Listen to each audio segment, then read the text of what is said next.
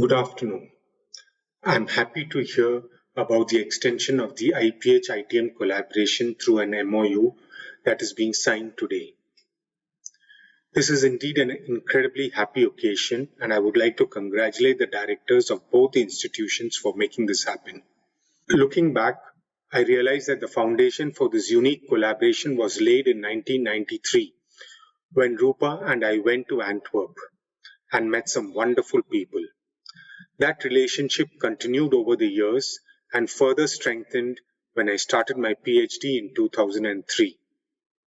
I vividly remember the moment in October 2006 when I was in Antwerp. Bart and Wim came over to my table and suggested that I apply for the FA3 grant. I was shocked. How can an organization that is barely 1 year old and with 1.5 employees compete with 100-year-old universities for a grant? But both Bart and Wim had faith in IPH and nudged me to submit the proposal.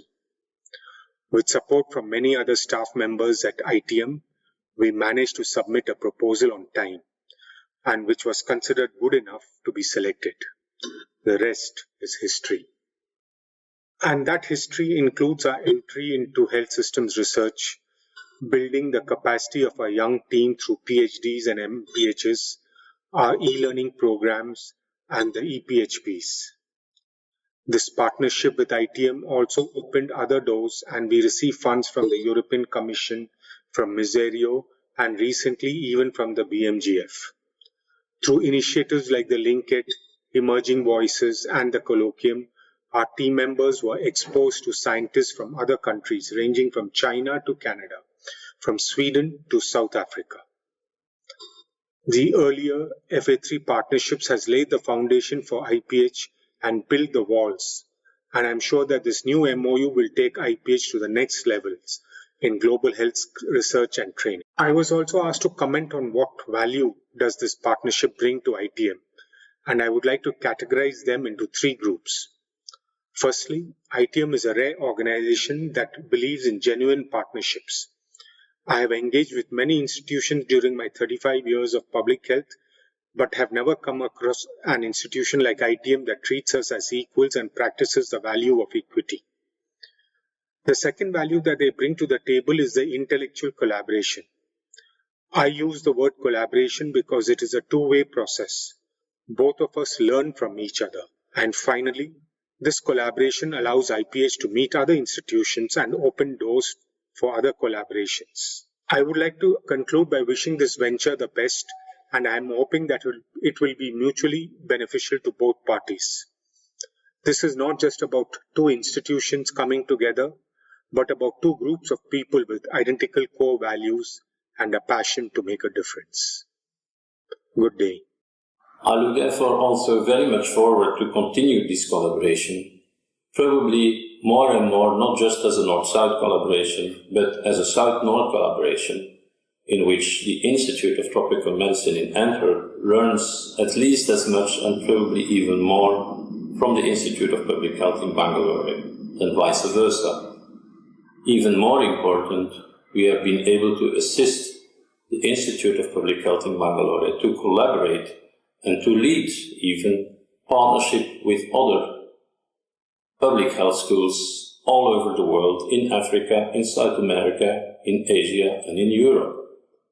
We therefore believe that the future of this collaboration is most likely to become even stronger under the form of such a network, an alliance of public health schools with like-minded ideas all over the world.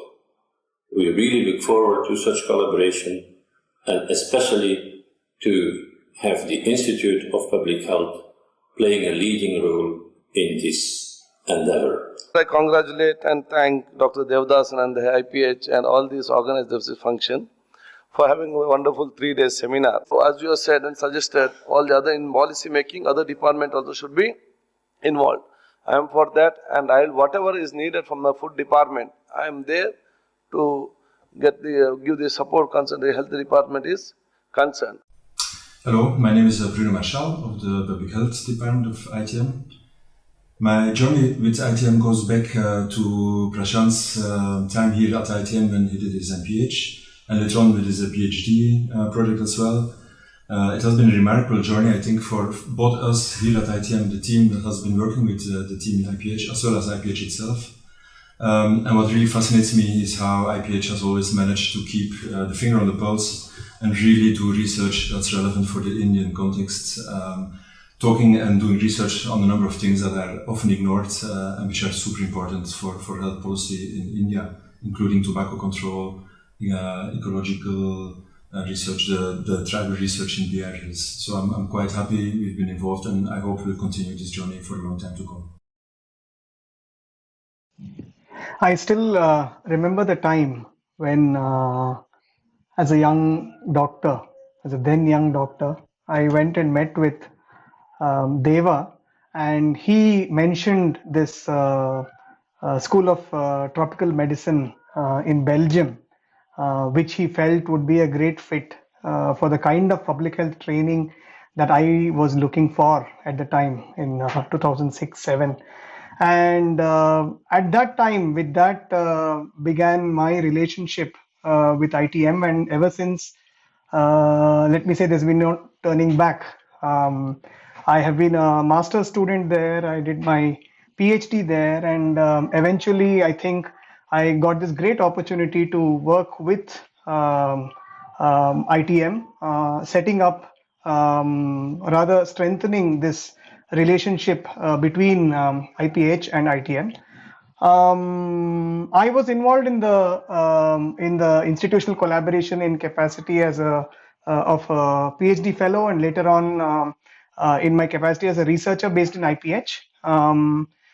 We have benefited enormously from the kind of mentorship, from the kind of technical inputs, from really the inspirational value and the trust that ITM placed in us, in our judgment, allowing us to lead from the front this partnership, and allowing us to sort of set terms for the direction in which we will take the various activities planned. And in that sense, I think I learned a lot about how trustful global health collaborations between the North and South ought to be done through this relationship with ITM. So really, it was well organized. I think it was a successful curriculum, and it passed smoothly. So I can see by the most popular world languages. Thank you, India. Merci beaucoup. Danivat, Zakaria, Dankeschön, Spasiba вам большое. And finally, bravo, bravo, bravo. But you and your team managed again to make of this event something special, something different. You managed to bring together people who have a different perspective. You bring in all the stakeholders, that you give them a space in this room, and this is a bit unusual, but I think this was really necessary to look at neglected diseases from all perspectives. And thank you very much for this initiative. Hello, my name is Guy Kegels. I'm a former teacher of the ITM in Antwerp. I retired in 2014. I've seen the founders of IPH come to Antwerp from 1993 on, Deva, Rupa, and Prashant in 2007. And I was not really directly involved with IPH a lot. But I've heard a lot of it, and what I heard was something that I appreciated very much. The first partnership was one in the framework agreement, if I am not mistaken, which was maybe not very symmetrical, but which was very useful for IPH at that moment in time. If we see now a new partnership developing, it might be useful to think about what are the conditions to make a partnership work, as it has worked in the past and as it should work in the future. It can only be a good and productive partnership, I think, if there is equality, trust, and mutual respect. Of course, these are cliches. This is not very surprising, but it is essential. And what has been useful in the past, I think, is that ITM and IPH had a shared ethical position in the broad sense of the word, and not to forget mutual sympathy. We liked each other. And here we are. What a birthday, 15 years. And what a journey, a very nice, pleasant, fantastic journey. It started already with the first course. So we did have something as 1.5 years at ITM before to come up to the choice of getting one course online. And IPH was very fast, and they did manage in a very short time with a lot of enthusiasm to get the first course online in 2012.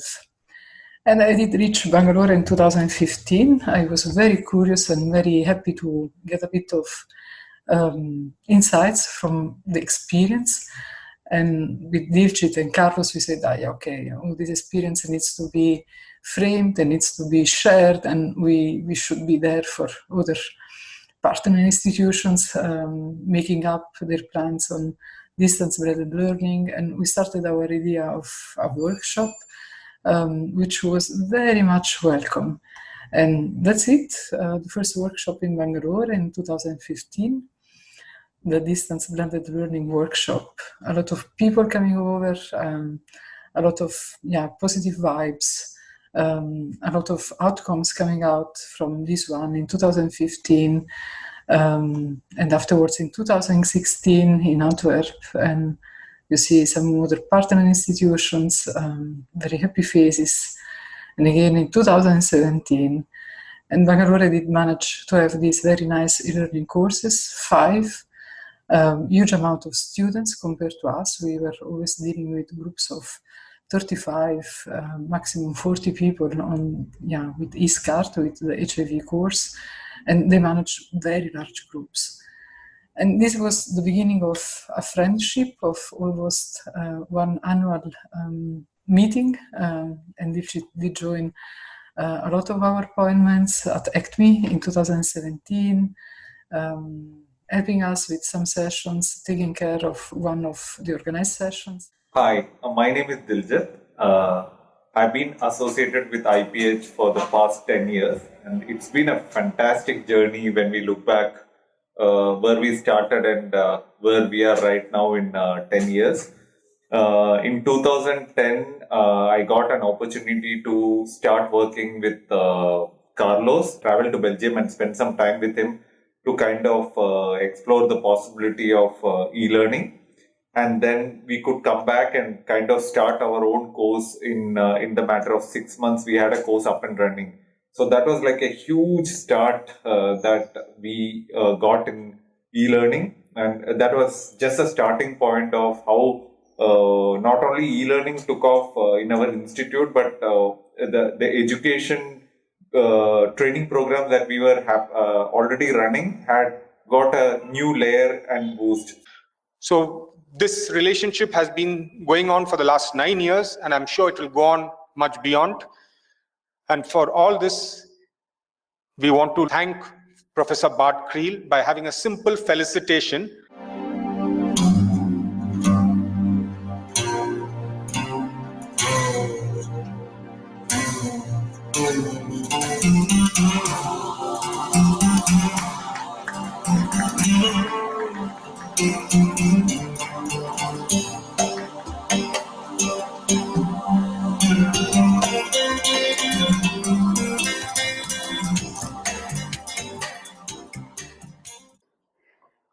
Thank you very, very much, Deva and IPH, all the colleagues for this nice gesture. What shall I say? Public health is about the mind. It's about rational things. It's about thinking. It's about science. But public health is also about the heart, about feelings, about friendship, about respect, about dialogue, about love. And I think what makes IPH so unique and so attractive to many people is that you find a very good balance between these two things, the heart and the mind. We here at the Institute of Tropical Medicine in Antwerp have been collaborating with IPH since its birth. I personally, mainly on the Emerging Voices for Global Health training, which we conduct together every 2 years. I know many public health institutions around the globe, but among those, IPH is quite unique. This is mainly because of the spirit among the staff, the social commitment against injustice and inequity. I really appreciate IPH very much as a science-based institution, as a group of activists with a practice based in public health science firmly rooted in field realities. It has always been a true pleasure working with colleagues from IPH in Antwerp or in Bangalore. I always got energized during our collaborations, something which I rarely experience elsewhere. Over the years, I've had some wonderful engagements and interactions with IPH in different capacities. Deva, Prashant, Upen and others have always participated wholeheartedly in all these partnerships.